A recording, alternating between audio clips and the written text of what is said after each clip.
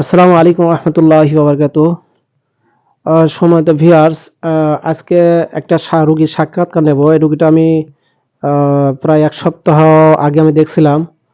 তো রোগীটার মুখ থেকে বিস্তারিত শোনেন আরকি। রোগীটার কি অবস্থা হয়েছিল। তো আপনার নাম কি যেন? মুসাম্মদ সাদিয়া খাতুন। আচ্ছা।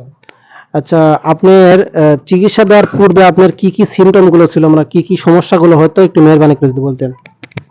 যেমন খাইতে পারতাম না, বমি হইতো, তারপরে গায়ে প্রচুর জ্বর থাকতো, তারপরে গায়ে শরীরে কোনো বল পাইতাম না, এরকম দুর্বল লাগতো অনেক নিজেকে। তো সম্মানিত ভিউয়ার শুনলেন যে রোগীটার কি সমস্যা ছিল। খাইতে পারতো না, বমি হতো, তারপরে মানে পেট ফাঁপা ফাঁপা ভাবে এরকম ছিল। মানে এক কথা কি এর নামে খাওয়ানো জাদু ছিল এবং তাবিজ কবজ করার মাধ্যমে কুফরি করা ছিল। আমার ভিডিওটা ইউটিউবে দেওয়া আছে, ফেসবুকে দেওয়া আছে, যাই হোক। তো সেই রোগীর রিভিউটা নিলাম আর কি। আলহামদুলিল্লাহ আল্লাহর পাক কালামের শকীতে চিকিৎসা দিয়েছি।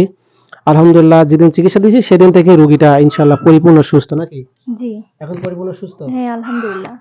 তো ঠিক আছে, বেশি কথা বাড়াবো না। সময় তো ভিউয়ার্স দোয়া করবেন রোগীটা যেন আর পরবর্তীতে যেন আর কোনো সমস্যায় না পড়ে। রোগীটা যতটুকু সুস্থ হয়েছে এখন যেন আরো পরিপূর্ণ সুস্থ হয়ে যায়। সবাই দোয়া করবেন, আমার জন্য দোয়া করবেন। আমিও আপনাদের সকলের জন্য দোয়া করি। আসসালামু আলাইকুম রহমতুল্লাহি ওয়া বারাকাতুহু।